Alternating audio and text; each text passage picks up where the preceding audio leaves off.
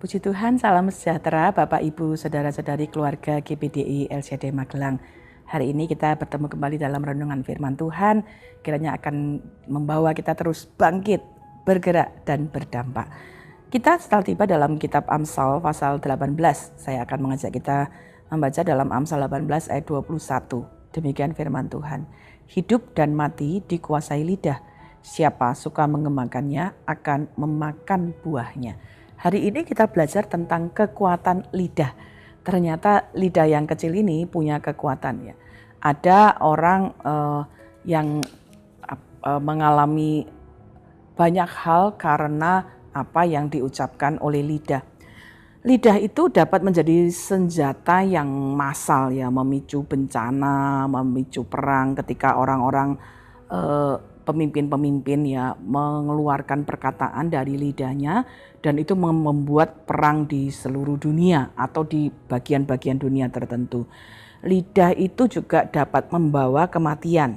Misalnya bukan kematian secara fisik saja ya, tetapi kematian bagi pernikahan misalnya. Ketika ada perkataan-perkataan yang saling menyakiti, perkataan-perkataan yang melemahkan, perkataan yang kemudian diucapkan dan bisa mengakibatkan kematian dalam suatu hubungan.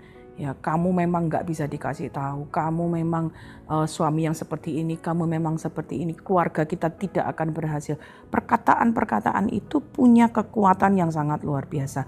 Ada keluarga, persahabatan, karir, harapan, ya, reputasi yang kemudian mati karena kekuatan ucapan dari lidah. Namun lidah juga punya kekuatan untuk menghidupkan.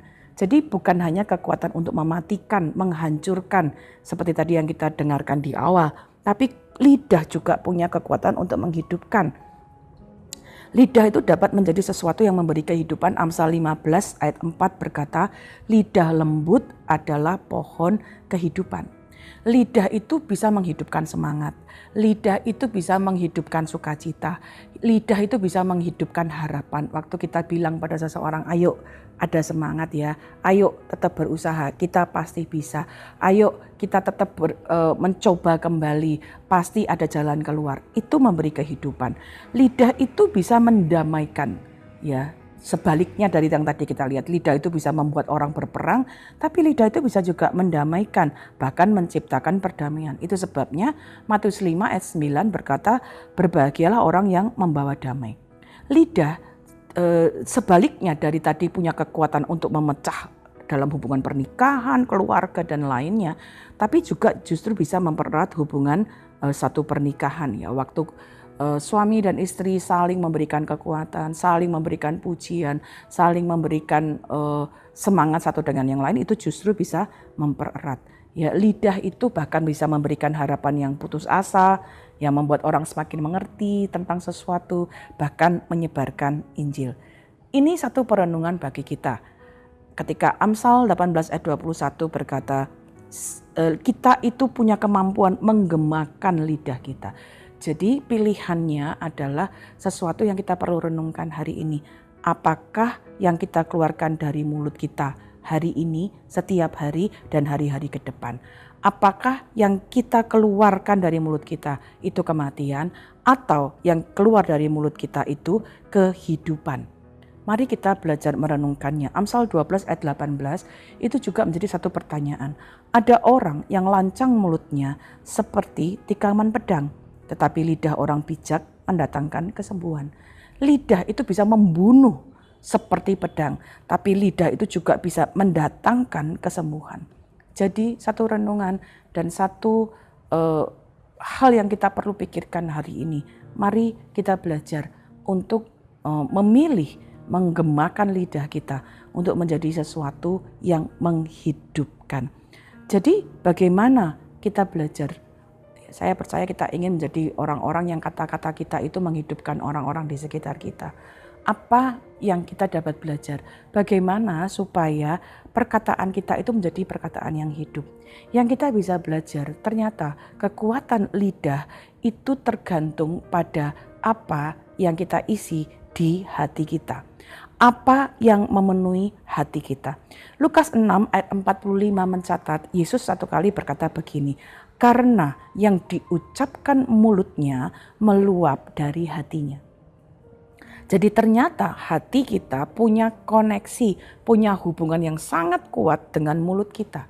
Kalau kita mau punya perkataan yang menghidupkan, harus benar-benar kita mengoreksi, memperhatikan apa yang kita isi di hati kita.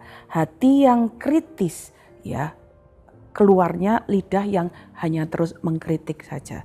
Hati yang merasa aku paling benar, yang keluar adalah lidah yang akan terus-menerus hanya menghakimi. Hati yang penuh dengan kepahitan, yang mengeluarkannya lidahnya perkataan-perkataan yang pedas, perkataan-perkataan yang memahitkan orang yang mendengarnya.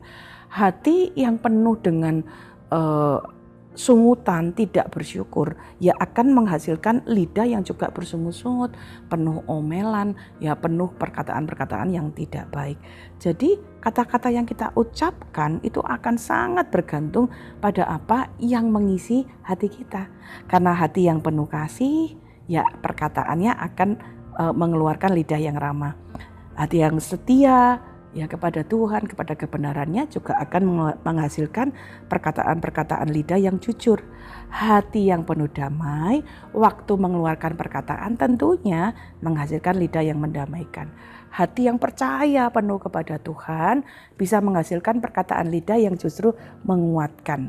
Jadi yang kita perlu perhatikan adalah penuhi hati kita dengan hal-hal yang baik.